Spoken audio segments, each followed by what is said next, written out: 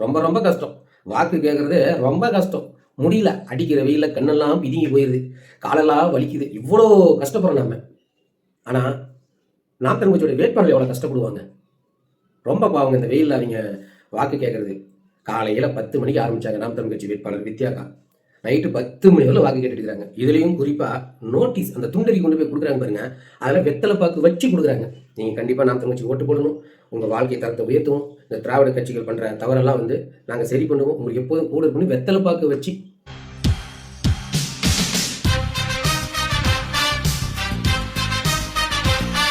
அன்பு உறவுகளுக்கு வணக்கம்.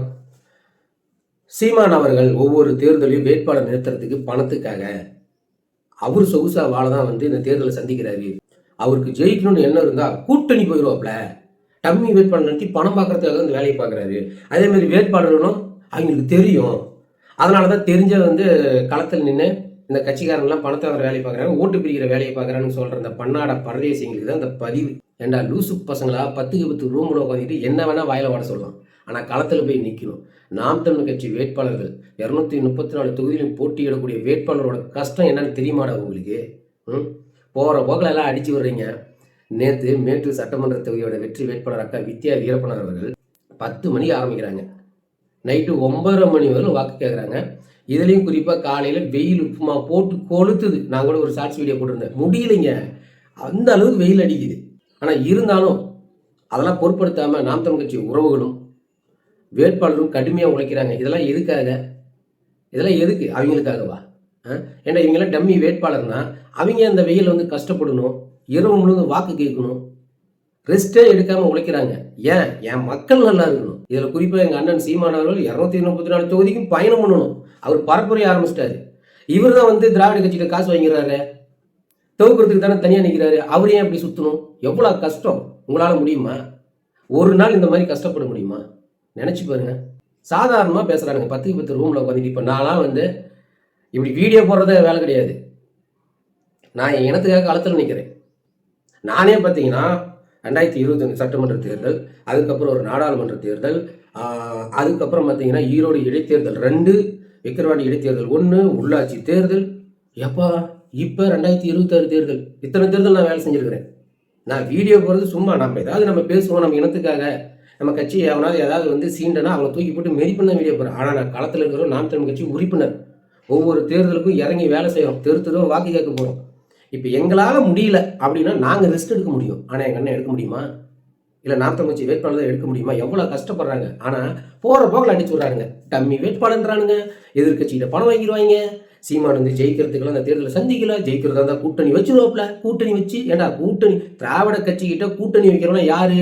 புண்ணியவானா ஓக்கியவானா? திராவிட கட்சிகளை எதிர்த்து கட்சி தொடங்கணுங்க. ஆனால் இன்னைக்கு அதே திராவிடத்தினோட காலடியில் பிழைப்புக்காக போய் அங்கே காரை கட்டி பிடிச்சிட்டு உட்காந்துட்டு இருக்கிறானுங்க. இதில் இந்த திராவிட கட்சியில கூட்டணி வைக்கிற கட்சிகள் வேற புலம்புதுங்கலாம்.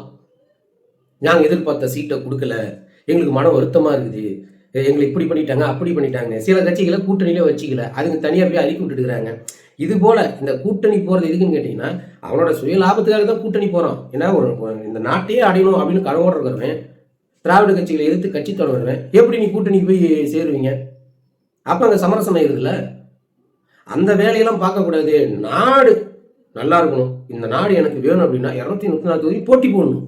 அப்படி தொடர்ச்சியாக 5வது முறை போட்டி போகிற நாம் தமிழ் கட்சியை பார்த்து ஓட்டு பிரிக்க தான் இவங்க தனியாக நிற்கிறாங்கன்னு சொன்னால் காண்டாவுமா ஆகாதா? சரி, நாங்கள் ஓட்டு பிரிக்கிறீங்க தானே, நாங்கள் என்ன தெருவா சுற்றணும், வேட்பாளரையே அந்த வெயிலில் கூட கஷ்டப்படணும்.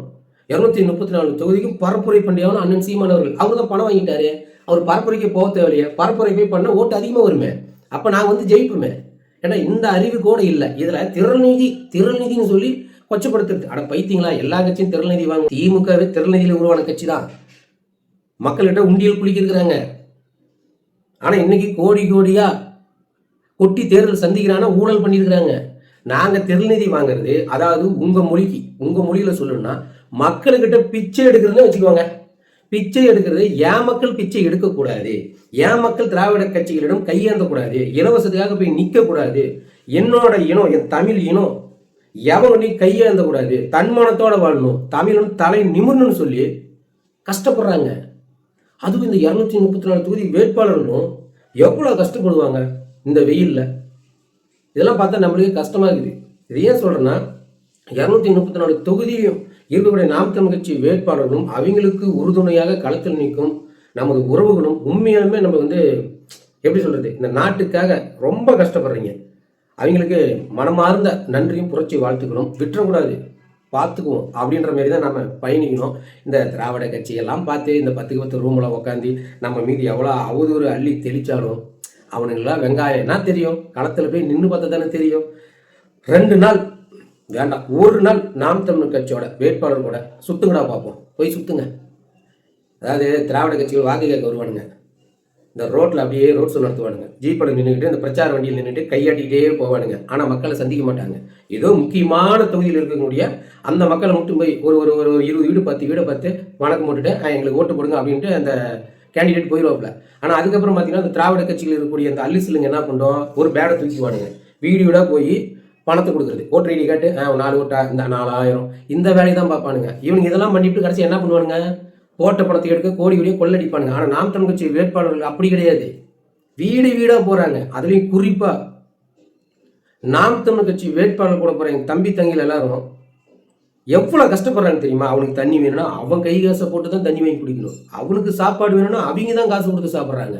அவங்க கை காசை போட்டு நாம் தமிழ் கட்சி கூட நின்று வேலை செய்கிறது எதுக்கு, மக்கள் உங்களுக்கு சொந்த காசு செலவு பண்ணியாவது என் மக்களை எப்படியாவது மேலே கொண்டாந்துடணும் அப்படின்னு நினைக்கிற இந்த உறவுகள் இருக்காங்களே, அவங்கள கோடீஸ்வரம் மட்டும் பிள்ளை இல்லையே, வசதியான பிள்ளைங்களே இல்லையே, எல்லாம் கூலி வேலைக்கு போகிறீங்க தான். ஒரு நாள் வேட்பாளர் கூட போகணும்னா அவனோட சம்பளத்தை விட்டுட்டு தான் அவன் போகிறான்.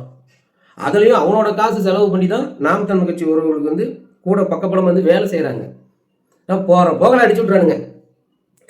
டம்மி வேட்பாளர் போட்டாரு, அதை போட்டாங்க, இதை போட்டாங்க, போகலாடி 10க்கு 10 ரூமில் உட்காந்து வேலை செய்கிறத விட்டுட்டு ஒரு தடவை நாம் தமிழ் கட்சியோட வேட்பாளர் களத்தில் போய் பாருங்கள் எவ்வளோ கஷ்டப்படுறாங்க. கை குழந்தையை தூக்கிட்டுலாம் நம்மளோட பெண் வேட்பாளர் போகிறதா மட்டும் நம்மளுக்கே கஷ்டமாக இருக்குது. இந்த மக்கள் எப்போ தான் திருந்துவாங்க? இந்த இலவசத்தை தூக்கி எஞ்சிட்டு இந்த 500 1000த்துக்கும் ஓட்டு போகிறத விட்டுட்டு ஒரு தடவை இந்த மக்கள் சிந்திச்சு பார்க்கணும். இந்த நாம் தமிழ் கட்சி பிள்ளைங்க எதுக்கு இவ்வளோ கஷ்டப்படுறாங்க? ஒவ்வொரு வீடும் ஏறி வந்து வாக்கு ஏன் கேட்குறாங்க? அவங்களோட வாழ்க்கை தரத்தை உயர்த்துறதுக்கு. இதை புரிஞ்சுக்கிட்டு என் மக்கள் வந்து 2026 சட்டமன்ற தேர்தலில் விவசாய சின்னத்துக்கு வாக்களிங்க. மீண்டும் ஒரு காலம் சந்திப்போம். நன்றி.